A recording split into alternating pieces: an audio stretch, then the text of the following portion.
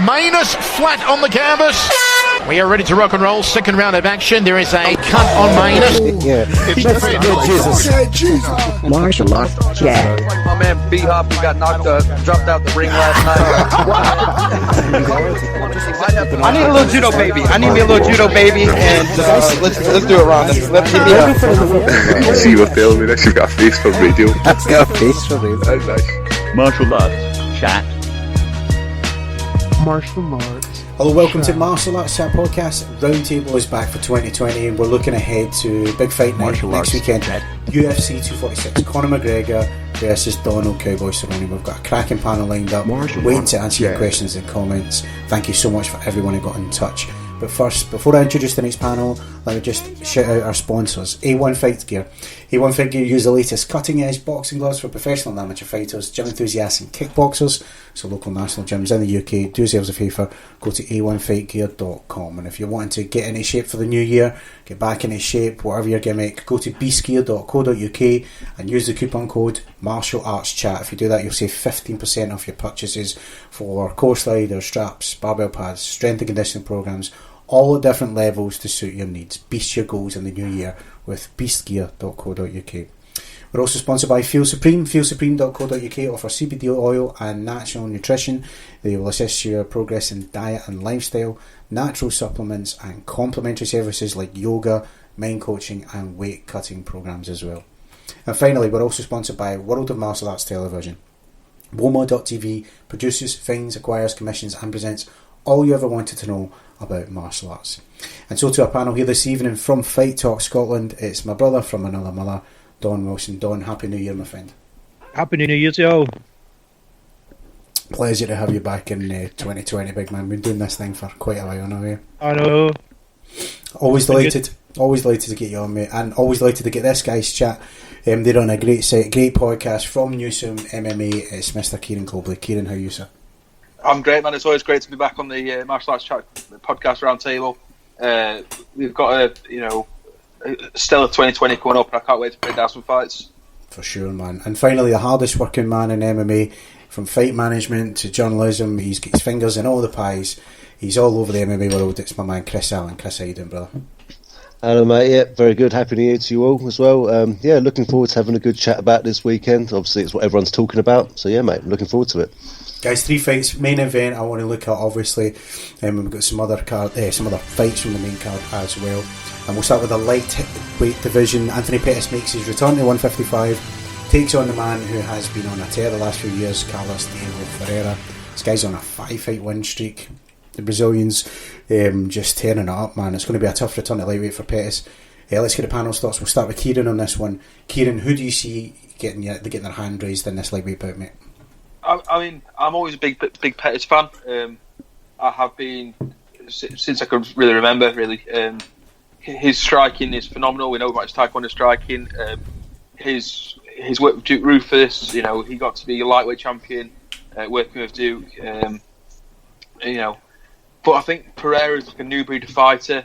He's a guy that could legitimately challenge him for a world title by the end of next year. So I'm really struggling to pick on this one. I think the fanboy in me is saying Pettis, but I think the journalist in me is saying Pereira. Yeah, it is that thing, innit? Because I was kind of thinking the same. It's like I was like, oh, this is not good for Pettis, man. He's struggled with weight and all the rest of it. He's getting older, and then I see the Showtime kick replayed, and I'm like, oh yeah, that's right. That's why I love him. You know what I mean? It's just like it just reminds me why I'm such a fan. And then all of a sudden, I'm just opinions have changed. Yes, I feel exactly the same as you, mate. Chris, how about you, Pettis, Ferreira? Who you got in this one, mate? Well, similar to what Kieran said, my heart wants to say Pettis, but my brain's saying, Ferreira. Ferreira's on just too much of a tear at the moment. He's beaten some good people recently. I think his last 2 people he beat were some Dagestanis, weren't they? Which is, I think, the Russians at least, which is obviously, which is an achievement in itself, And Pettis, obviously, he is coming off that loss to Nate Diaz, so in his eyes, there's no shame in losing to Nate Diaz. Don't get me wrong, but he's going to look to want to bounce back straight away because he's not going to retire until he has to retire. That sort of guy. So. I think Pettis is going to put it all out there, but I think Carlos is going to be a little bit too much for him. Yeah, I'm a sucker for momentum too, man. And I think his last loss was that one against Poirier. I mean, he got knocked out. Yeah, In fact, that's the only time I can think of him. They've taken an L. I don't know. And if one it's- time, the one before that was Dariush, and then that was the last. And that was 2 in a row. He lost 2 on the that trot right? against Right, Dariush and right. Poirier, and then he come on a 5. Yeah. So he's not exactly a guy that takes a lot of losses. Aye. So, and like we said, 5-fight win streak. That goes a long way for me anyway. Finally, Don, what about you, mate? How do you see the main card opener going down? I think we're all kind of saying but I fancy Pettis, but at the same time, Ferry has been on a tear. But I was looking at the losses. It's weird to see somebody with 2 losses. He could have been cut, and that could have hurt. And then obviously he's had those 2 losses, then went straight back on to another tear. So he is looking good. But watching some of his tape, he's very kind of like hunkers down, throws the punches, can get back up and stuff. But I think Pettis' movement is what kind of wins this fight. I think Pettis can get in and out and keep the distance, but the guy's pretty strong, so we'll see. He could wrap himself around him and take Pettis to the ground. But I think it should be a fun fight. The two moving back and forward. I've got Pettis winning it. Fair play, man. Fair play. Co-main event sees the rematch. Holly Holm, Raquel Pennington. I know they tried to do this one late last year when it sort of fell through. It's not exactly a contenders fight or anything like that. As I see, it's just 2 veterans really of the sport. They've got unfinished business from the first fight. That was it was a split decision when it was a close fight. 2015 or something. Let's hear the panel's thoughts. We'll start with Chris this time. Chris, how do you see the ladies performing in the co-main event, sir? Well, first of all, no disrespect to either ladies, but I think the Pettis fight would have made a better co-main event. I'm going to get some stick for that.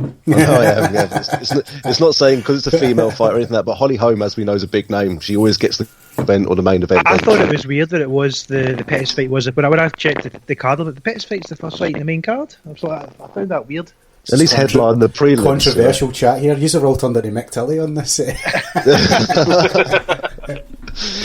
No, but no, don't get me wrong. Holly Holm always puts on a good show. You can't not like the woman. She's a fantastic fighter, and Raquel Pennington. She's coming off a win, but her last couple of losses were against Randamine and Nunes. So there's no shame in that. Exactly. At all. It's going to be a tough fight for Holly Holm, and she hasn't. What was it? In the last 7 or 8 fights, she's only won a couple. Do you know what I mean? So if she doesn't win this one, it'd be interesting to see what happens next. But she hasn't lost to obviously bad opposition. She's lost to Cyborg, Nunes. So in my eyes, I think that Raquel's going to shock everyone a little bit at this and defeat Holly Holm. Yeah, I mean, you're probably right about it. Although I've found myself saying that quite a lot the last 2-3 years. A loss for Holly Holm here could be the end of her, but a record since Ronda Rousey, man, her record's been pretty shit. And I mean, who she beat? She beat Betchko here. Fuck, man, I can't think. Megan Anderson was the other one. Megan Anderson, that's right. Yeah, of course. Is Yeah, that it? Is that the 2? That's the 2 wins? Yeah, Yeah, but then you've got to think ones. she lost to Misha Tate, Valentina, Jermaine, Oh, no doubt. Cyborg, Aye. and Nunes. That's like top 5. Aye, but I mean that's a game we're in, right? I mean, Yeah. You're right. You're right to say those are high caliber fighters, and they are. But all those else, they don't bode well. I think if it was anybody else, probably they would have been cut by now. Do you know what I mean? But then it is women's bantamweight division. It's not exactly a full roster of talented people that are in it, but it's not bursting at the seams with bodies. She still makes the co-main event though. Well, this is it, man. I know, much to your disgust, but she still. That's the truth. Don't put that on me, right? I'm just Yeah. You'll put that on me. When I saw it was the first fight in the card, I hadn't even saw who was coming in the event yet. When I first saw it, I was like, right, it's a weird one. I think this is one of the ones that got announced first for this card, but only because, like I said, they tried to make it back at the back end of 2019 and they must have moved it forward or whatever. But anyway, Kieran, I want to hear your thoughts for this bantamweight bout. Who you got in this one, mate? I'm torn, to be honest. I'm like, for me, this fight's happening 2 years too late. I think this should have happened in 2017, around that sort of time. I think now both fighters are sort of past the prime. I think this is probably Holly Holm's last year in MMA.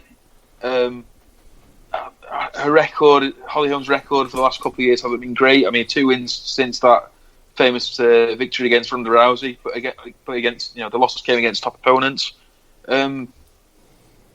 For me, I'm the same as Chris. I don't know why this is the co-main. I think you've got a fight card here that's got Pettis on. You've got a up and coming young talent like Sadiq Youssef. This might be the great card to bump him up and give a bit of a status fight, give him something where fans will recognise him from. But for me, I think penalty or there's for me it's a coin toss thing. It's neither fight is really standing out for me in this fight. It's not a fight I'm particularly interested in, to be honest. I'm the one who gets called disgusted, you know what I mean? Yeah. The feminazis in the comments are going to come in at me with that one. Oh man, we're getting another 1-star review. It's coming. Fair enough, man. No, fair play. I mean, you're right. You could argue there should be other. I was going to say could and should be other fights in that co-main event spot. I mean, does that make it a 5-round fight? I don't know if it does. If it's co-main event, I think it's just the 3 rounds. It's just 3, yeah. But yeah, there's other people, even on the undercard, man. There's other people that probably could have been bumped further up. But fair play, man. Appreciate your honesty. Don, what were your thoughts on the co-main event here, mate? If this was later on in the year, I probably would have said this was Holly Holm's last fight. I've got a feeling she's going to wind it down this year. But if she takes a loss in this one, I imagine she'll take. If she takes a loss, she'll have another fight later on in the year, and that'll be the last one. But I've got Pennington taking this. I think Pennington's only 31. She lost the last one. I think it was a decision. Yes, she lost a split decision a few years ago. I think she takes the win in this, and Holly Holm starts to wind it down this year. No, fair enough, man. Fair enough. Guys, on to the main event then, and it sees the long-awaited return of the notorious Conor McGregor. I saw a recent interview did, I think it was a Kaiser McLeod, whatever, he was saying he wants to fight 3 times this year, and he's eyeing the 170 belt, and in this fight it's at welterweight, so let's see what it brings. Cerrone, we know, always brings the fight. It's going to be a fun fight, and it's been in the making probably for quite some time. I'm just going to enjoy it for what it is. To be honest, I'm hoping there's not going to be any, unnecessary hype, like fucking dollies through a window bus or people jumping in the cage or shit like that. I just want to see, do you know what I mean? I just want to see a fight, 2 fun fighters, 2 fun strikers. Let's see them throw down, man. That's what I'm watching for. I hope there's not all the rest of the bullshit that goes with it. Let's start with Kieran on this one. Kieran, how do you see the main event going down, mate? For me, this is a fight that I'm excited to see happening. I think Cowboy versus McGregor, it's going to be a stand-up battle, but it should be happening at a lower weight class. It should be at lightweight, where both men are better fighters, where Conor McGregor's held gold before, where Cerrone last year was only a fight away from getting into a title shot. That would have been the best place for these guys to fight. But for me, the question is, what has Conor done since 2018 when the last fought Khabib? What Conor were we getting? We're getting Conor that wanted to become the double weight champion in the UFC, or we're getting the guy that gets coked out his head every weekend by the sounds of it. This is the question we've got to answer. I mean, John Kavanagh's saying he's never seen Conor this focused, but he's going to say that because he's Conor's coach. Conor himself has sounded more reserved in interviews. This is the first fight since the Seaver one where he's doing the media day for it. So is that meaning the UFC got a short leash on him? I don't know. But for me, I think McGregor could take it. I think Cowboy, he's now his becoming dad. He's obviously got extra motivation. But I think Conor, he's got something to prove. He's got something to say. I'm back. I'm back. I've got a win. We're going for another belt. I think Conor takes it. But I think Conor has to finish early, or otherwise it goes to a decision. We know his gas tank's not great, but I'm going to say Conor takes it. Fair play, man. Fair play. Chris, how about you? Who you got, Cerrone or McGregor? Well, it's obviously everyone thinks it's an obvious one for McGregor, but I just really can't happen in this one.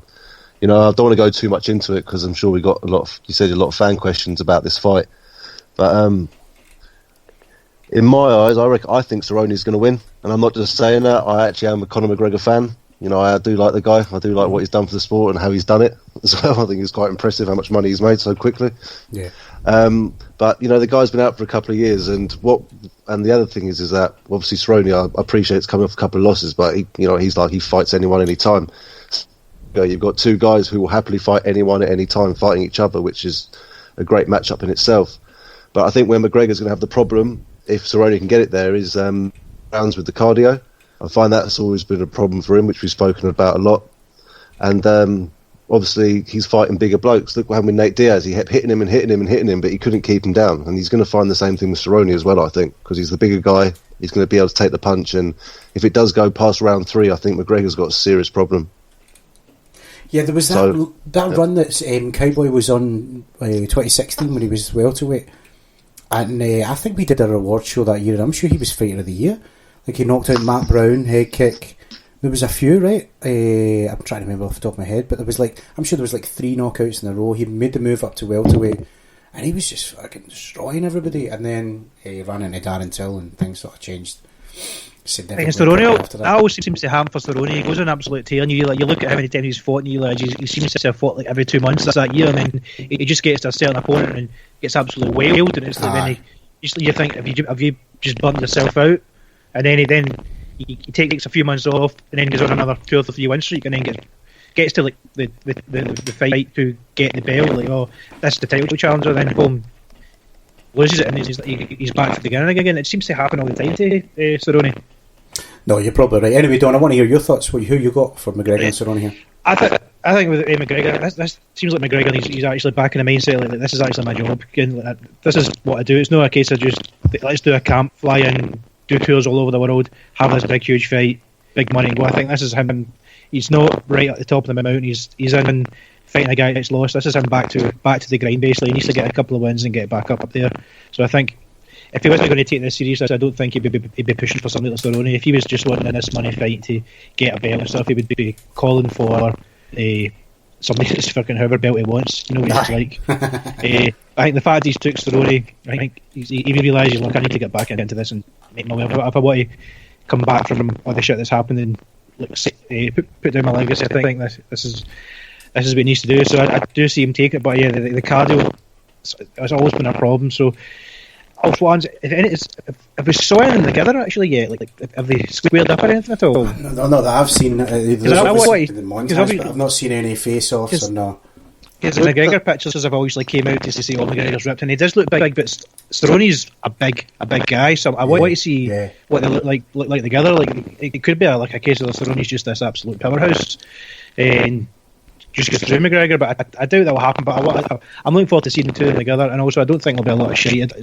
So I don't think it's that kind of fight where maybe a bit of banter, but that'll be better, I think. Just quickly, just going to add quickly. I was looking up in this. He's random fact here. Even though he's shorter, his reach is more than Cerrone's. Right? Well, is that right? Wow. Crazy. So don't think the reach advantage isn't for Cerrone. You see Cerrone and just think him, is this big tall kickboxer? He's got the reach, but that's an interesting point. I know, someone mentioned it to me and I was like, really? So I googled it, I was like, bloody hell, he's right. That's incredible, man. That's interesting. Good to see you think of him so much bigger, yeah, you're right. Hey guys, time for who's cracking a can open there? That better be something alcoholic. No, sorry, yeah, mate. Lucasade Sport raspberry flavour. There you go. Bill Wilker would be so disappointed, you know, mate. Time for the final part of the show. My favourite, answering fan questions. Just a reminder to the panel here: the one rule we have in the podcast: don't wait your turn. The floor is yours, and the last minute question goes first. And it's from one of the panel members, Chris Allen, who's put in: which belt does Connor want the most, the lightweight, the welterweight, or the BMF belt? I'm not going to answer it. You sit there, opposite. Yeah, he'll take any belt going, won't he? Because it needs it to sell more pay-per-views. If you've got a belt, you sell more pay-per-views. It's logical sense. More pay-per-views, it sells more money, makes more cocaine can snort. So, don't you reckon though? Don't you reckon things like just for name, he wants the BMF belt be that belt, or does he want to beat Kamaru, or does he want the redemption against Khabib? Which do you reckon is more important for him? I think he's bigger than a belt. I think he's more household than he would sell anyway, whether he's got a belt or not, unless it's a Madison Square Garden moment. There's that. Oh, he's got a two-weight champ or whatever. I just don't see it. I mean, I think of any, he probably wants that lightweight belt. He probably wants to go and get that W against Nurmagomedov, or their rivalry as it is. It's just whether Khabib will let him. If he wants that lightweight belt, why is he fighting at welterweight? That's the issue I've got there. Doesn't want to cut weight, does he? I believe that's what Kevin said. Or is it a case of, here's how I look at it, let's say Cerrone does get the win, well, it was at 170, so now I can just focus all my efforts on 155, you know what I mean? That was never really a 170 anyway. It's a good, excuse to fall back on. Well, I'm saying that's his thinking, but that potentially could be. I mean that's get jail. It's a get out of jail free card, isn't it? This one being at 170. You're right, Kieran. That is, man. Ross Markey is asking, what do you guys make of Conor's recent demeanour? Do you think it's a return to circa 2015? I think he just realised he's got to go on with it. There's been that much shite happening behind the scenes. He's like, right, Yeah. I need to kind of just get the head down and try and get this belt back. So because Conor's not Conor when until he gets back up to the top of the mountain. That's when he can start talking all his shit. At the moment, he's just basically the guy that's in and out of the sport, lost some fights, and he's just there. He's what the buzz on Facebook and all that. It's not the same as it used to be when he was. I don't see a lot of folk posting like, "Oh, I can't wait for this." There's nothing. I think folk are just expecting this fight to kind of happen. I think he's the same. He just wants to get back to the grind and try and get back up there.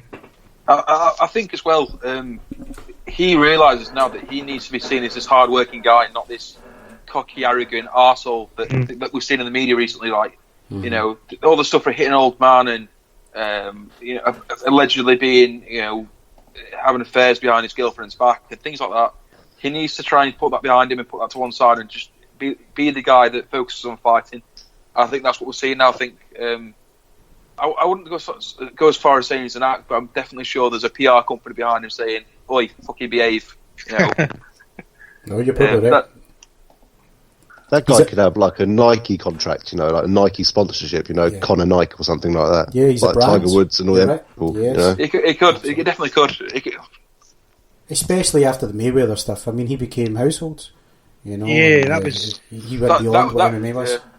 Well, any uneducated UFC fan out there will come up and say, UFC, that Conor McGregor thing. That's the first thing they'll all say. It's uneducated. Yeah, exactly. You're right.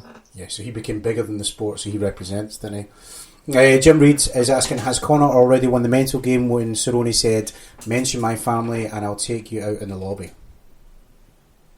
I reckon Cerrone would do it. Do you remember that video where he head kicked some geezer by like a lake or something? Who's this? Cerrone did? Yeah, have you not seen Google No. that, mate? Yeah, he said about it in a podcast with Rogan, I think it was on. And some guy was coming to give him shit and ended up like head kicking some geezer and then getting arrested or something. I was like, something like imagine. I hope he done it with a kind of Bud Light in his hand. Someone Google that, yeah. With shirtless with a cowboy hat on, yeah. Personally, I don't see Cowboy as a fight that really gets affected by mind games that much. He's been in the game too long. Yeah, I can't really remember him ever having a the fight. The only time he did was the Nate Diaz fight. Like, he really got on his head, but that was years ago. But you're right. Yeah, was that the one where they were flipping each other off from each? Yeah, remember he flipped his hat off and all that. Yeah. But apart from that, nothing. I can't think of any other thing.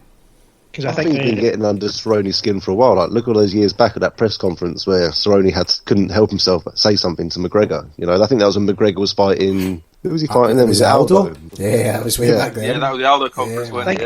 I think Cerrone saw the dollar signs for years. Cerrone's through a prize fighter. He's just there to fight, collect check, and live that life. He loves it, and I think he saw what was happening with McGregor, and he's like, I want a piece of that. Exactly. I think he's been gunning that for years, and why shouldn't he?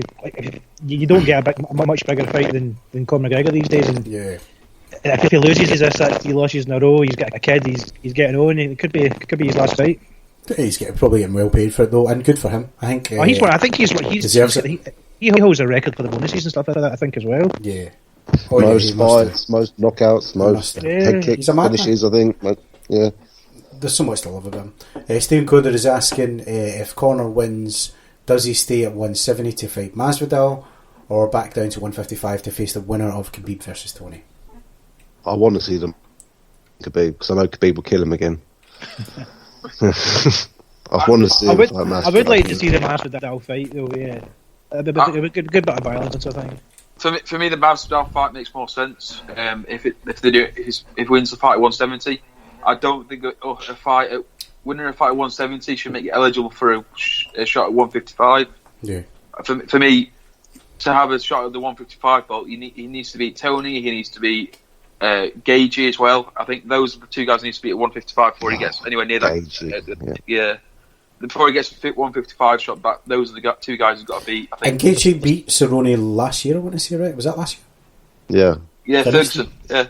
There's too many folk chapping at Gaethje just going to jump in and take the title shot. Aye. 2020 is shaping up to be a phenomenal year, man. So many So many fantasy matchups you can make, man. It's great. Matthew Penny's asking who needs Conor to win more, the UFC or Conor himself? Many money fights to make it. Conor wins. I think Conor needs to win himself. To be honest, I think I was watching something on UFC Fight Pass the other day. And it was way back when he headlined that Dublin card the UFC did, and he was saying that he doesn't like to rest, and I think if you go back and look, when he's caused the most trouble when he's getting these bar fights and having these affairs with some behind his girlfriend's back, that's been in his rest periods. I think when he gets back into fighting, I think that for him mentally that sorts things out for him. He's got to focus. Mm-hmm. I think the UFC is going to be producing stars for years to come. You got John Jones at the start, Cormier, Stipe have got name value, Francis Ngannou's got a bit of name value coming up now. Everyone realises that that big guy that can knock you out with one punch. Henry Cejudo is getting to that level where people are starting to recognise him more because of the Triple C stuff. I mean, Cringe Man of the Year. Is that the team? I was just about to say we did the Cringe Award of the Year. That was a new category. It was him. Was it him who won it? Brilliant. I think it was, yeah. Dressing up like blooming something out of Fantasia. Yeah. Oh, brilliant. Fantasia. That's tremendous. Triple C. Oh, he's fucking brilliant. He's always calling women out. Yeah, brilliant. What was Matt's question? Oh, yeah. What was Matt's? Oh, yeah. The UFC needs him on it. That was it. I reckon they need each other more than ever. But look how much money he made for them last year and the year before. It's ridiculous. And do you know what? UFC need him as well. Hence why he was asking for shares in the company. I think it'd be interesting to see how much money they make in a year with him and without, and then a year without. Let's move on. We've got Michelle Anders. Are we going to see another Ezekiel choke from Olenek in this one? I fucking hope so, man. I love this guy. I absolutely love him, man. Who's he fighting? I don't even know who he's fighting in this one. Obviously heavyweight. Oh shit! Anyone know? You sound really professional now.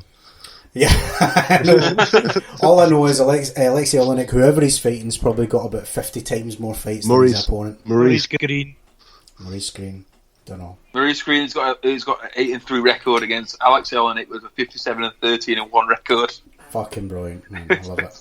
And that's class matchmaking. That is. Yeah, man. Oh, the guy's something else. To hit Ezekiel chokes when you're mounted. I remember telling coach this, the Scottish chess called Brian Gallagher, and he was just disgusted. He was like, "You should never be getting choked when you're mounted up someone." I'm like, but the guy must have that much of a squeeze. And he went on, he's like, Ezekiel choke another 3 people after that fight, because that was his debut. Oh my god, man, I love him. The guy's just amazing. I think Mark Hunt knocked him out though. I was quite sad with that. Maybe I'm wrong. Maybe I'm wrong. From someone who does jiu-jitsu. Did he sub Mark Hunt as well? Yeah.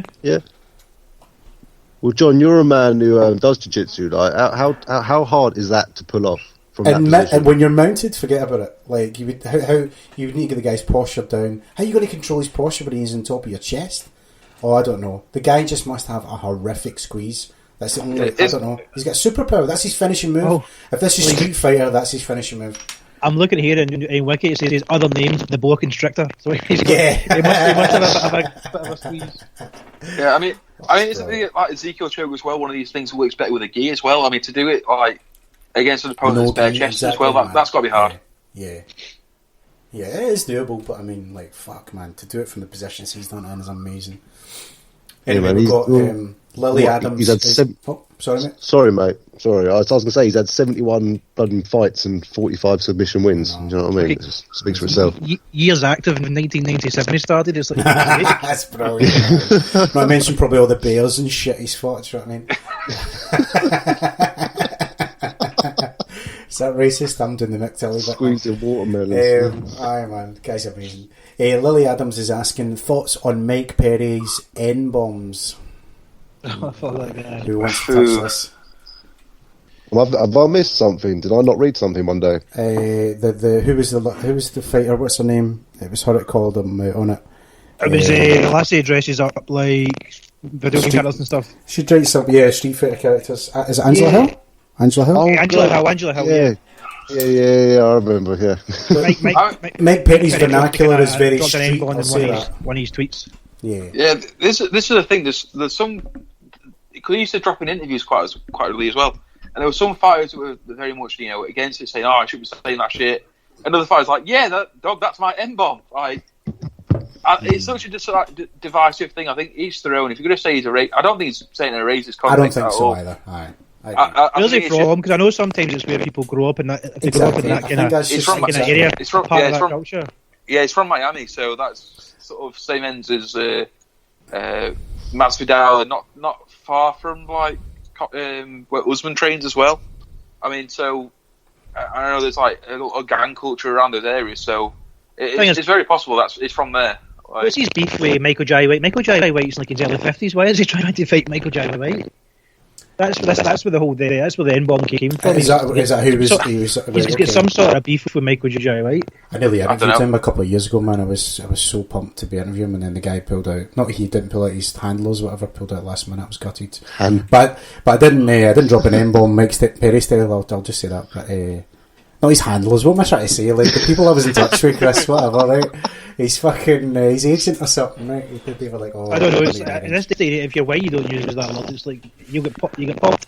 Somebody's going to kind of bring it up and drag you all through Twitter and stuff like that. You just don't do it. Well, Michael Jai White, if you're listening, which you're probably not, I think you're a very nice N-bomb, and I would love to have you on the podcast. So,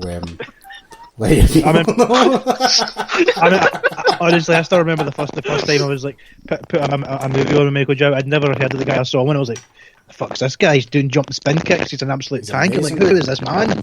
You never seen He's a dream man. If he's listening, it'd be interesting. And the worst thing is, John, you can say all this stuff about him. I'm the one who's going to have to interview him. That's it, man. I'll be like, yeah, look forward to the interview, right? My man Chris will hit you up. Guy's a legend, though. I would love to interview him. He did a podcast with Eddie Bravo the year I was trying to get in touch with him. And he was telling amazing stories about Bruce Lee and stuff like that. Oh, it was just class. I'd love to have him on. Anyway, Aaron Khalid of Cage Warriors fame is asking, or saying rather, he's 70-30 in favour of Conor in this one. Cerrone's kicking game and wrestling can't be overlooked though, and versus a southpaw, Donald's right head kick will be the key in this fight. I think the key person, sorry to interrupt, I think the key to me is wrestling and cardio for Cerrone, opposed to the head kick. Yeah, I think Chris is right here. I think if Cerrone can drag Conor past round 3, it's his fight to win. I think Conor. We all know Conor's got a big left hand, and he can set it up in God knows how many ways. You know, you ask him to set up in a certain way, he'll do it. But I think Cerrone's got the knowledge of the fight game and the cage experience to sort of get around it and sort of negate getting hit by that left hand. I think for me, it's also you got to recognise as well that Cerrone's ground game is very, very underrated. If this fight hits the floor at any point, I think Cerrone's got a real chance. I don't see a head kick knockout happening in this fight.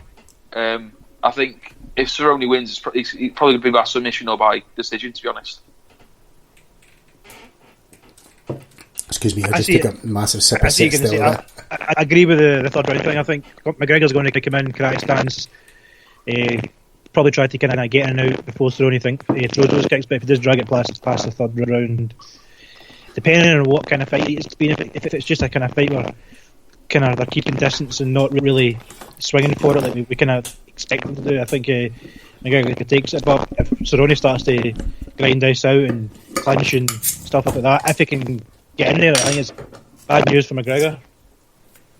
Miles Painter is asking, will JJ Aldrich finally have a breakthrough performance at UFC 246 and earn the respect that he rightly deserves?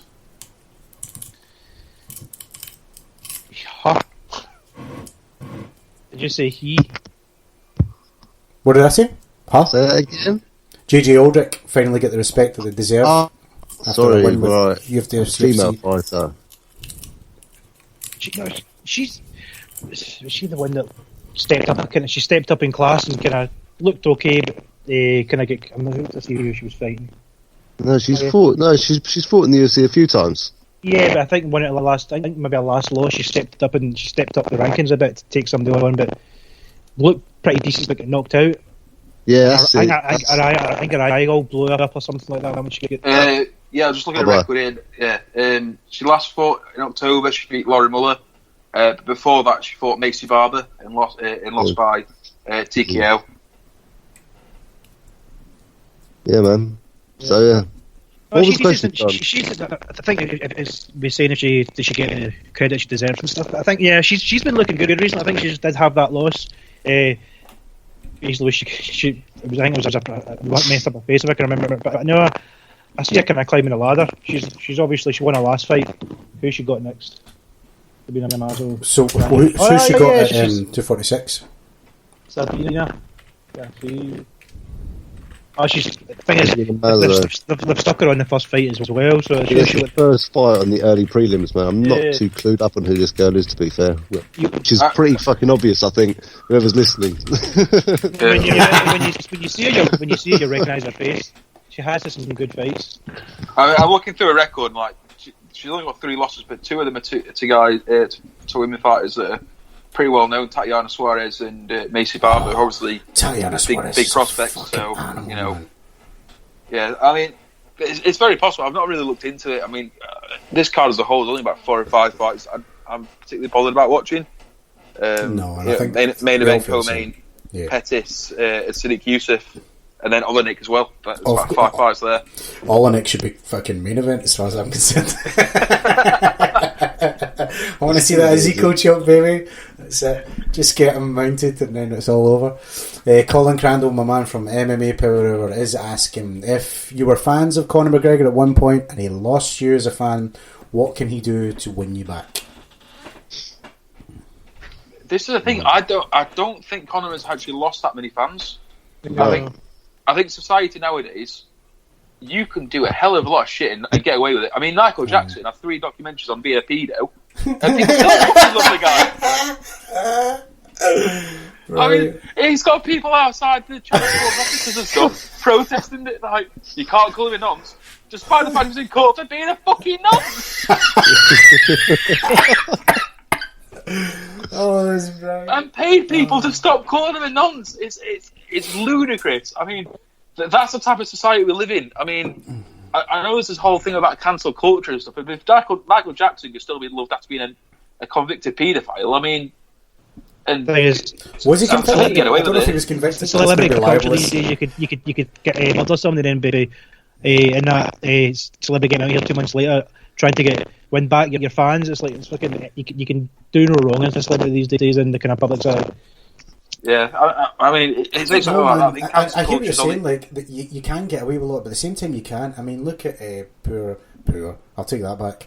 Harvey Weinstein. He's walking out in a Zimmer frame, and people aren't giving him any fucking sympathy, are they? Yeah, that's because he's throwing his back out raping people. I mean, that's essentially what it is. I was thinking more the $1 billion industry that there's money to be made on that bitch. But you're right. Yeah, the rape's probably a bad thing too. The rape's probably a bad thing. Probably, yeah. I'll just shut up. Why not? Next question. Oh man. Well, we'll be lucky to get a 1-star review at this point. This podcast cancelled. Bob Carson is asking, will Conor be able to carry what is perceived?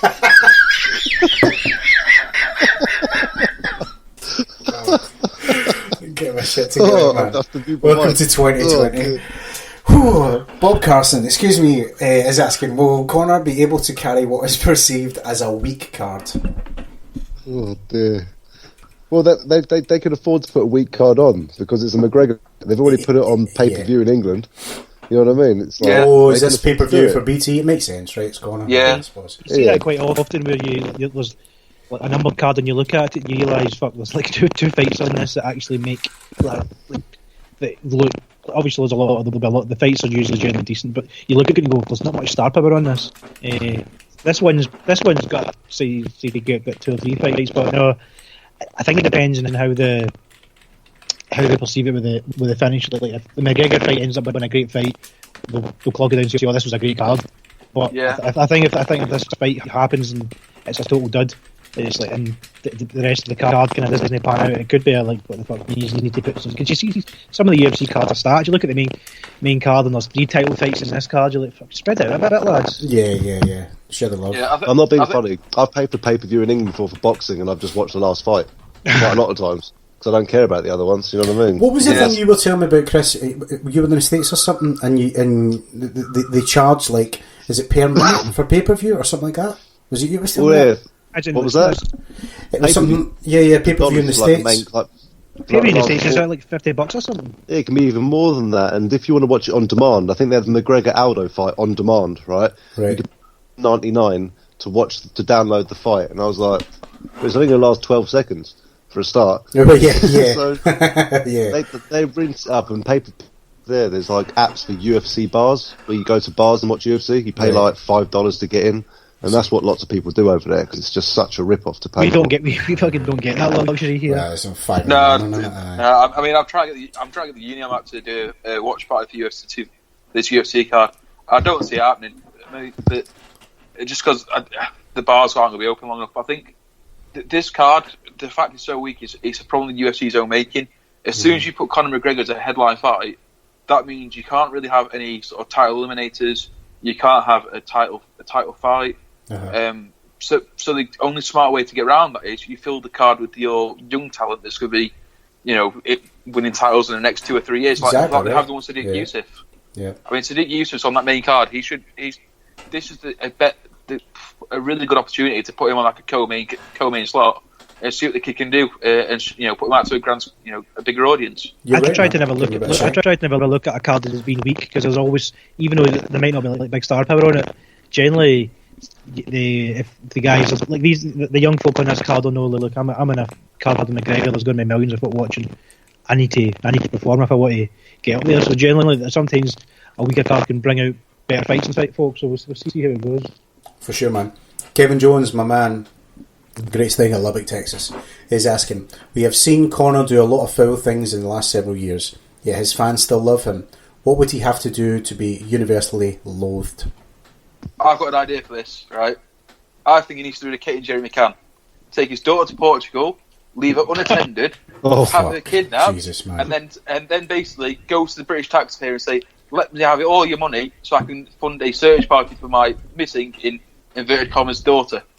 That gets done quick. Yeah, they did it? I don't know. We've had Michael Jackson, we've had my rape allegations, and now we've had this. Jesus Christ, man. This is going to go. It's been a pleasure to be on this podcast. Yeah, do you know, I was just about to say. This is going to go on the best of 20. I'll see you later. This is going to go on the best of 2020, but I don't think we'll even see it December at this rate, man. Brilliant, man. People are just Conor fans till the bitter end, though, aren't they? It's like anything else. If you're tribal about something and that's your guy or that's your team or whatever, no matter what they do, you're going to love them. Do you know what I mean? You're going to be your team McGregor or whatever, and that's that. I think. Yeah. You just need to look at the folk he's retweeting. It's pictures of guys with proper 12 and Stone Island jackets. That's his credit. Stone Island jackets. It sort of comes back to what I was saying earlier about celebrity culture. I mean, celebrities these days can do a hell of a lot and sort of almost get away with it. Mm-hmm. I mean, it comes down to that really. I think Conor's reached that sort of star power now where he can. I mean, was it Mike Tyson that he got put in prison for rape, and it's like he came back, he went back into boxing. I think he won a world title. And he's now done like the Hangover films and stuff, and he's like still really well liked and stuff. I mean, I think that's a prime example that you can go to jail for something as heinous as rape, and still be a massive celebrity. The weird thing with celebrity culture is violence seems to be quite low on the bar of what basically stops you being a celebrity. People seem to look past the violence. Like obviously, when you watch that video with that old guy in the pub, you watch it, and you go, what the fuck are you doing? Like that was way beyond. That was awful. To be fair, when he did that, that old man took it like a boss. Took it better than Aldo, didn't he? You've got that guy, Greg Hardy. He's a wife beater, and folk keep clawing him out, and they threw him in there, and he's still going on. Violence seems to be really kind of low. Here's a question for you, though. I hear what you're saying, but does it make a difference because they're in the fight game? We're talking about Mike Tyson. We're talking about MMA. They're in what we love to watch, which is fights, right? Does that play a factor in the fact they're in a very violent sport? I mean, very possibly. I mean, Shed Evans, former Sheffield, for English sort of fans of the show, sort of maybe know who he is. Former Sheffield United football player. he got took to court for being accused of rape, and that damaged his reputation a hell of a lot. I mean, clubs didn't want to have their names associated with him. They wouldn't go anywhere near him. But you look at Mcgregor, who's in the fighting game, and everything seems to be. I mean, he's probably lost a few fans, but he's still very, very well known and well liked and stuff. So maybe it is to do with the sport as well. No, it's. We love it. There is a dark side to this, and all joking aside, we sort of touched on this briefly over roundtables over the years. With concussions and all the rest of it.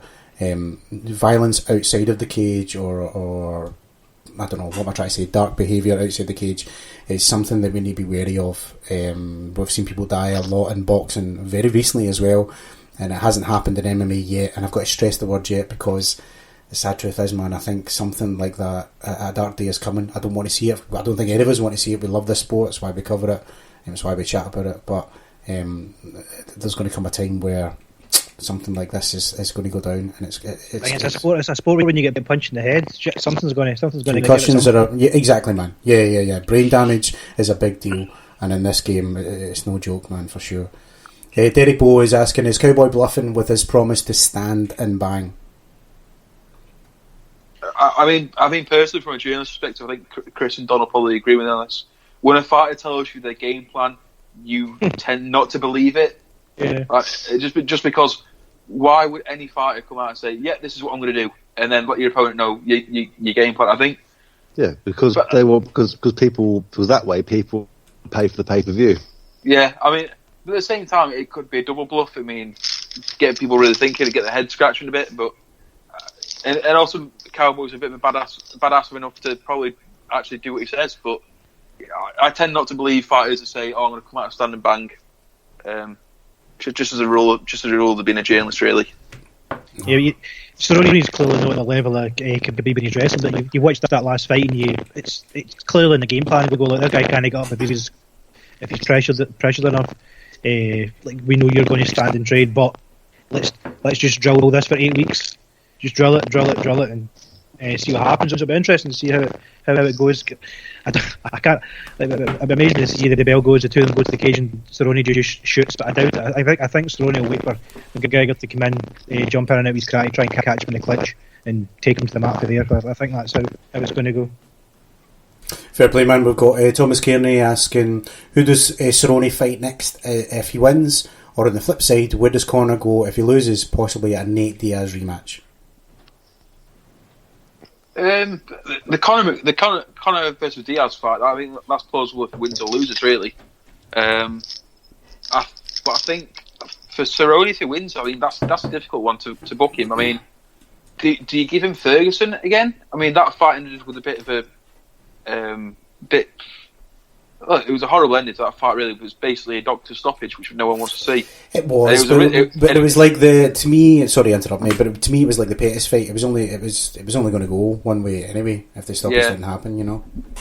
I mean, the Cerrone question is really hard to answer because I really legitimately don't know what they do with him. I don't know whether they send him back down to 155. Maybe have that fight with Gaethje.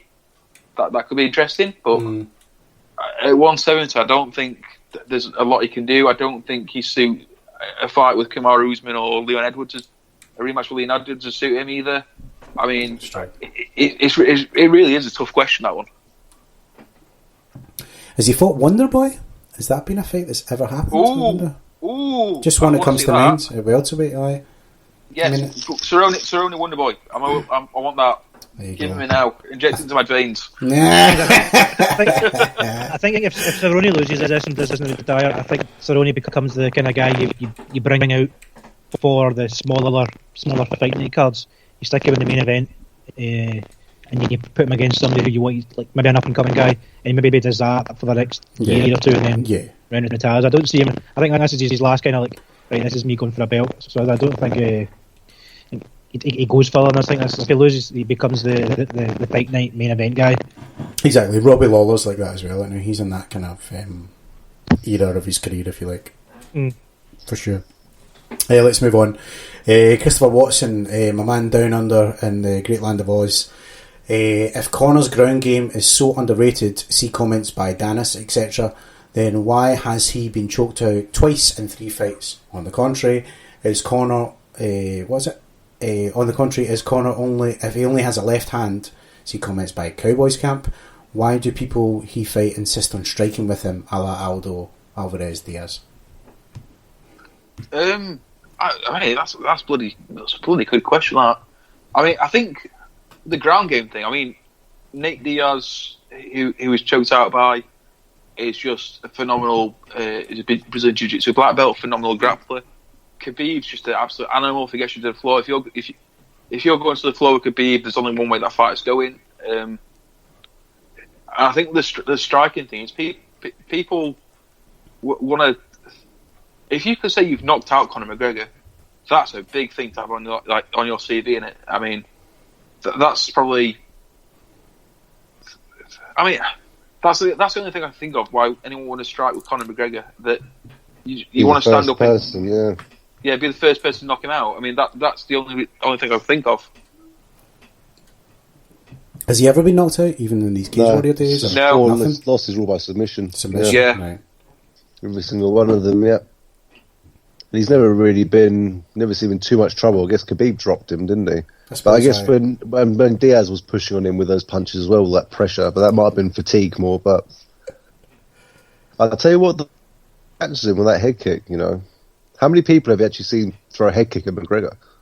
You know what I mean? Not many. That's the thing, because if you throw a head kick with him, he's probably going to dart in and either probably try and catch you because you know he's like these angles and stuff, or go for the takedown him because he does have that kind of karate style where he's in and out, he's quite fast. So like you don't, it's always the same. If you're against a guy like that, try not to kind of lift your leg too high because you're going to end up in your back. Well, Holloway, I think, gave him a couple. And that's a fight I'd definitely like to see rerun again. Is McGregor versus Holloway. That'd be a fantastic fight, I think, but that's never going to happen. No, not at the minute. Not with Holloway being on a 2-fight losing streak. That's not happening anytime soon, is it? He's in a delicate situation for sure. Mick Tully's just got in touch. Speaking of controversy, man, prepare yourself for this. So he says, Conor, to answer the question earlier about what will Conor have to do to turn, Conor will have to go full Bill Cosby for the fans to turn on him. Here's the checklist, right? Cheated on his wife, raped a chick, and beat up an old lad. Jesus, man. God. Guy never disappoints. He never disappoints. Mr. Tully, we love you. Anyway, let's move on, shall we? James Hamilton is asking, has McGregor's team looked at areas Cerrone has struggled in the past, i.e. a southpaw who applies pressure and use body kicks, and that's the reason they have taken this fight, as they see it as a great style matchup for Conor? That's a good question. I mean, Kavanagh came out in an interview saying that Conor sort of sorts his own camp out and stuff now, and I imagine this is probably more. I imagine we're now at a stage where Conor asks for his fights rather than his camp picking them for him. But I think they'll definitely be looking at that. That must be something they've really looked at in camp about where does Cowboy struggle and where can they capitalise on that. That's a fair point, man. I mean, I'm so torn for this fight. I never actually gave you guys my shout for where I'm going. I hear all these factors coming in. I see all these questions coming in, and you know, I hear the thing about Cerrone's wrestling. I hear about the kicks, the high kicks. Conor's got some. I don't imagine he's going to be doing it, but he's got some spinning shit, if you like, in his repertoire. Obviously, he's got that beautiful left hand. He's got some nice clinch work. People don't like to say that because they saw the Diaz fights and they see Diaz as the clinch fighter. He evolved, if you like, not to get too deep, in the second Diaz fight with the leg kicks. You know, I think post fight he was saying, I've never thrown a leg kick in my life until I met Nate Diaz. You know, that had to wear the zombie down. And I'm sure it'd be stupid not to. His wrestling had to have improved prior to Khabib. You're never going to get Khabib level, right?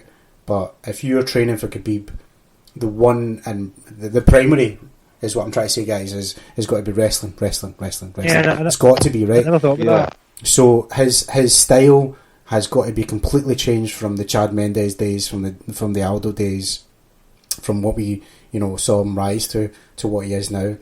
albeit you've got to mix in, Floyd Mayweather and all that shit and the fucking the coke and everything else that goes with it. But in terms of his style, he's a completely different fighter from he was, I don't know, 3 years ago. Would you say? I don't know. You haven't really seen him enough though in the last few years. The problem. True. There's no doubt. But I'm saying if he's putting the rounds in SBG or whatever, right? He's got to be. He's definitely had to. He's not in there and training for a stand. Yeah. If you like you say, if he was training for Khabib, he would done a shit ton of wrestling. There's no way. Of course. Even if you're cocky and you thought it'll be fine, you still do a shit ton of wrestling. You know exactly what Khabib's going to do, and that was one of the biggest fights of his career. So I'd imagine his game has changed, and it probably works well into Cerrone. You've got big long legs, big kicks. If he can grab one of them and put whatever wrestling he's been learning from the last fight, if he's kept it up, this could be a totally different McGregor fight. You could see him jump in, grab a kick, take him down, and work from the mat. It'd be weird, but like I say, I still want to see the size difference. If he's going to take Cerrone down, and Cerrone's this big guy, it might be hard just to keep that guy down. I mean, he was always bigger down because off his back, man. Cerrone's just a black belt in jiu-jitsu as well, Yeah. Lethal with those triangles, man. Yeah, the most complete, it was a few years ago now, but the most complete Cerrone performance, Christ, I can't even remember the guy's name. It was in 2013. It was the night GSP fought Hendricks. I'm sure it was that night. I may be getting myself mixed up. But on the feet, it was all Muay Thai. It was pressure, leg kicks, clinch, leg kicks, clinch. And the guy just got fed up. I can't even remember the boy's name. And he took him down, and as soon as he took Cerrone down, he locked up a triangle, and that was it. It was game over. It was like watching a fucking computer game or something. Do you know what I mean? It was so methodical. It was perfect. Absolutely perfect. I was so impressed, man. Anyway, let's move on. James Hamilton. Has McGregor's team... No, we did this one, sorry. Kieran McNair. We know that Cerrone likes to keep busy and has more fights than McGregor has wins in the last 2 years. So, with that in mind, did Jeffrey Epstein kill himself? Oh, God. No comment. Kieran, you can do this because you've named and shamed so many people already. You might as well just carry on. It does seem a bit dodgy. The CV tapes have been announced to go missing this. CCTV tapes have gone missing this week. So I don't think Epstein killed himself. Is the next show going to be called the MMA Chat and Conspiracies? I'm going to turn the news on. Martial Arts Chat podcast has been reported to local authorities. This channel is no longer available. We're going to get that, aren't we? Aye. Oh, that's it. If no one hears from me in a couple of weeks, you'll know why. Yeah. Recording a rapist online. Brilliant. Well, let's move on to Twitter then before we wrap up. Just a few from Twitter this week. Christ, this guy's got a long name. At Eric WIL04561815. What the fuck's that? The Wi-Fi password or something? Who says, wait, Andre Feely got a picture of Uriah Faber tattooed on his body. What type of cult shit are they up to in Sacramento? Have a nice nap, man. Hashtag UFC 246. When your nickname Feely, mate, that just leave it there. Andre Touchy Feely, isn't it? Aye. Yeah. There's just you're just odd in my eyes. Is this true though? He's got a tattoo of Uriah Faber? I'm trying to. I don't know. It's fucking creepy if it has, isn't it? It's really creepy. Whilst Dawn Googles this, what's the shittiest tattoo? I'm sure we've done this a couple of times in the podcast. That one is of Johnny Cash on Belcher comes to mind. Yeah, that's it. That is the one. You can't get any worse. Is that the worst? Is it? Darren Elkins has the damage tattooed on him, doesn't he? Like big bold font on his chest. That's when you've got a picture of him after he had that massive war in blood and screaming, and it's got the damage on his chest, it just makes it work. I mean, I can't really think. Brock Lesnar's one's pretty shit. Yeah, who was that Brazilian fighter that got suspended after fighting Julian Robertson? Because she's just covered in crap tats, like they're all over her face and everything. I don't know. Who was that? She's got shaved sides of her head and all sorts of... Yeah. She looks like she'd kill you, but she wasn't that good. Yeah, she's been suspended by USADA anyway after losing to Gillian Robertson, so I don't think we'll see her in the UFC again after Was it not? Who the fuck was the guy? The Beast from the East. Was it? Who was a huge, big heavyweight boy? Beast from the East. Fucking Frank Mir broke his arm in the armbar. What was that again? Tim Sylvia. Tim Sylvia. Thank you. No, he broke. Nogueira. No, that was Kimura, wasn't it? No, he broke his shoulder as well. No, did he not get like a temporary tattoo and it was like Vegas casinos or something like that on his back? One of the fights. Oh yeah, this was way back in the day, man. This is when I just started watching it. I think a few folk have done that for like a few boxers have done it. I'm sure Butterbean was one of them. I remember seeing that you get those temporary tats and it's got the casino number or something on it. They were advertising a different casino, weren't they? That's right. Casino in a casino fight, and because you couldn't get the temporary tattoo off in time, I think he still fought, but got in a bit of trouble. I'm sure. I don't think he got a temporary tattoo, but Smiling Sam Alvey, he like shaved his chest or his back or something like to for a sponsor. It was round about the time when you couldn't have, was that changeover? You couldn't have sponsors anymore, so you had to do the Reebok thing. Did he do it like fake tan? He's quite pale in it. I think he did it. Oh, that's what it was. You're right. Yeah, it was fake tan. Yeah. That's what it was. Yeah, man, that guy's hilarious. I'd love to interview him as well. Him and Michael Jarwick. There you go. My favourite N-bomb and my favourite ginger right there. Anyway, we have got at Andy Squared Circle on Twitter, who says, looking forward to WWE on BT Sports, boys. I'm not. I've not really watched WWE since. It does seem weird that WWE is on. WWE's been on Sky since like fucking the early 90s or something like that. That's forever. Forever. When has it not been now? Yeah, that's. This is the thing. Like WWE was one of the ways I got into martial arts and sort of really got interested because Brock Lesnar. Right? Guys like Brock Lesnar, Rob Van Dam, they were guys that really stood out in their martial arts stuff. I think it could be a good thing potentially. I think if there's a chance that there's going to be a WWE show on just for a UFC event or whatever, there might be a bit more crossover audience between the pair in the UK, which could always be a good thing. Potentially, I mean, it's a bit if and buts, but if I don't really see any issue with it myself, to be honest. I used to just watch I've still got a WWE Network subscription because it was like I'd always look at the pay-per-views and stuff. I thought not so much watch the weekly TV show because it's fairly easy to catch up in that with 10 minutes instead of watching a 3-hour show with 2.5 hours of adverts. But since I started a full-time job last year, I've not got the time.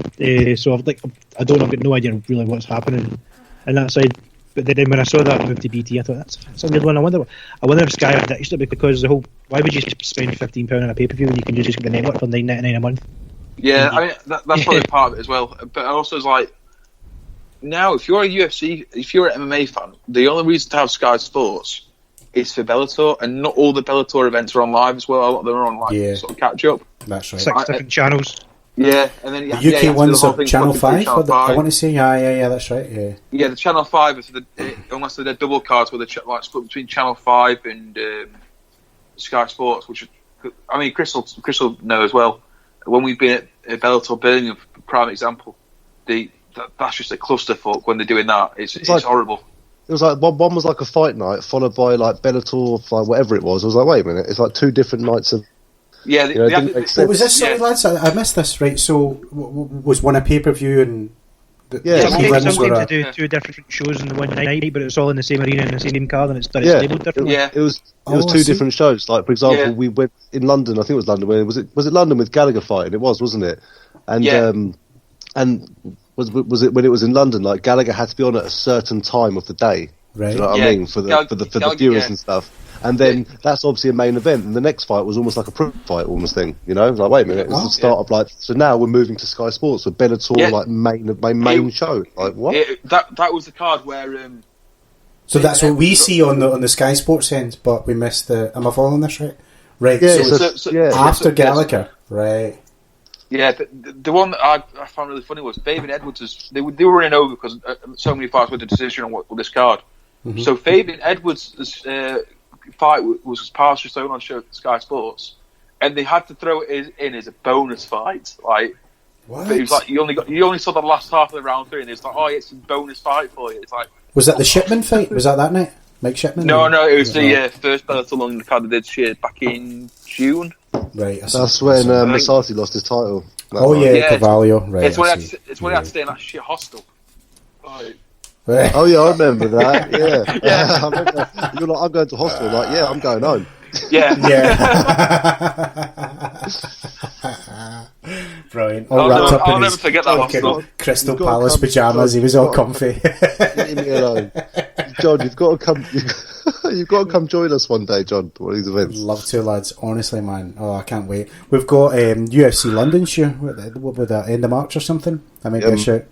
Yeah, 21st. I might hitch a ride with my man Beardew. Oh, speaking of shitty tattoos, and Paul Beardew Craig, he was telling me, like fans message him out the blue and say, I got a tattoo of yourself. And you remember that last second, I think he holds a record for like the very last second submission or whatever in the UFC. You remember the one in UFC London? The guy back in just into a triangle, didn't he? Yeah. He was getting his arse kicked. Right. Let's be honest, man. I love Paul, but he was getting his fucking arse kicked for 4 minutes and 59 seconds into that last round, and then he just slapped a triangle on and submitted the boy. But he said that just after that, someone had messaged him saying, I got a tattoo of yourself on my thigh.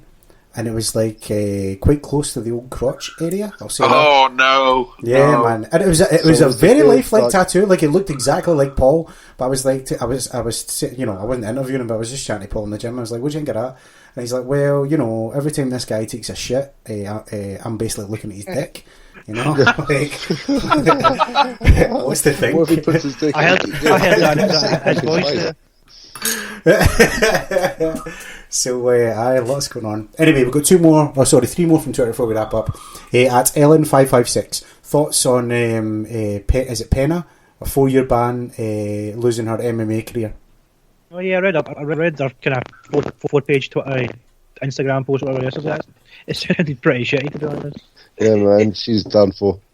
It's one of these things, and I think it's where we all wanted USADA to come in and sort of get rid of doping in MMA, but we all knew that it wasn't going to be straight. Here's USADA, everything's going to be perfect. We knew there's going to be sort of like a period where things were to take time to work out. Things like people having prescribed medications and things like that. I think this is unfortunately she's been a victim of that. She was on prescribed meds or something, and USADA said she couldn't take them. Yeah. And then she weren't allowed to fight as well because there's some sort of hormone in her body that was too low, so she wasn't allowed to fight. And the medication was on was to try and keep those hormone levels up. So, it's a horrible situation. I feel really sorry for her. Yeah, it's never good. Man. Cause in her post, it was the first time she got pop up or something because she actually wrote it down that she was taking it because the doctors prescribed it and said it was fine. And then she didn't touch on what happened the second time. I think the third time she said it was picogram levels. I don't know about those picograms. So, yeah. Because she. Oh, don't. John Jones educated in those picograms. Yeah, because she said she'd been tested like a few days before and was clear, and then 3 days later, I think it was the day before the fight, she got pulled because the picogram levels had peaked or something. I mean, I feel just really sorry for her. Yeah, her career's over. Poor girl, man. At Faro_Zane, I really don't want to see Cowboy get KO'd this weekend. He's the only guy who could be the BMF and the NMF. What's the nice motherfucker? NMF champion at the same time. Yeah, I think that was a thing that McGregor posted. It was like, I'm coming for that belt, but I'm calling it the nice motherfucker belt or something. Yeah, I'm coming for that belt with the huggers or something. Yeah. No, but I don't know, because I've seen Cowboy could be a bit of a dick in interviews, from what I've seen. So I don't know whether it would be the nicest. I think he's the most respectful fighter, definitely. He definitely shows his opponents a lot of respect. I mean, I think we touched on it earlier saying that the Diaz one is the only one we can remember where they started sort of really getting into each other's heads and flipping each other off and things like that. That's the only fight I can really remember. I think he's just the most respectful fighter out there towards other fighters. I've got a feeling some journalists can come up to Cerrone to interview him before the cameras roll and maybe expect him to be like, you think he's this nice guy, so you maybe you go a bit looser with your introduction and your how you're going to pan your questions and cross, and maybe like you're like, no, he's still your pal. You've still got to treat him as a fighter. I think maybe sometimes when you see these interviews, maybe that's just how he like. Yeah, he seems a bit annoyed today. I mean, it might also be as well if these interviews tend to be at media days and stuff. Yeah, if it's been a media day and he's had like 6 interviews before this and everyone's asking him the same question, he's probably going to be pissed off. I mean, Soren Bak's one. I know he doesn't like doing interviews and after shows because the same questions always crop up. It's just the way it is, the way things happen. He's not a bad interview though. I've interviewed Soren a couple of times, but yeah, post fight I can imagine it's tedious for anyone. Yeah, post fight. I think after the fight he had with Paddy Pimblett at Cage Warriors. Yeah. You can tell he didn't want to be in that press room for long. He just wanted to do as many interviews as he can in a short space of time. Just to go off and have a few beers. Yeah. Well, fair enough. He's a Viking, for fuck's sake. He needs to go and eat that fucking horse arse or whatever the fuck they eat. It was mad. Cats as well, man. Chopping up horses, yeah. Yeah, man. Last one from Twitter before we wrap up, guys. It's been a brilliant show. And we've got at Else for Elf asking thoughts on Dana White flying the Best Buy girl into Vegas for fight night after going viral. I think it's a nice gesture. I think it's definitely good for UFC PR. I mean, the poor girl got sacked for essentially doing her job and making sure that no one shoplifted. Mad, isn't it? Yeah, it's one of the society these days. It's full. She wrestled a shoplifter to the ground and then got sacked for it. Like I done that. Doing a job. I done that in my last job years ago. With some guy was stealing a 3-litre bottle of vodka, and we had a wee bit of a scuffle at the front door. But the only thing that happened with me was the manager pulled one of my mates into the manager's office. Check this out. And he just rolled the tape back to show him my tussle at the front door. Mm-hmm. Yeah. Were you breaking down your technique, Don? You're like, I should have shot for a double. This was years ago, and I was a bit trimmer as well. Right.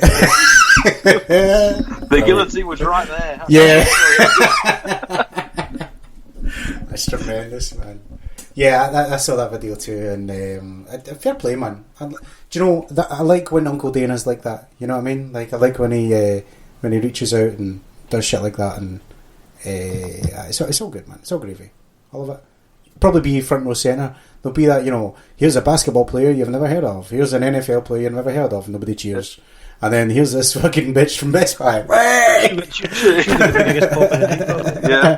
I've still deserves it. I saw the article when I saw a couple of other sites posting about other celebrities I think were trying to reach out to her, and I've not actually saw the video. Weirdly enough, in something like that, you expect it to be all over Facebook or Twitter or something, but I've not seen anything. Nah, best things ever happened to her.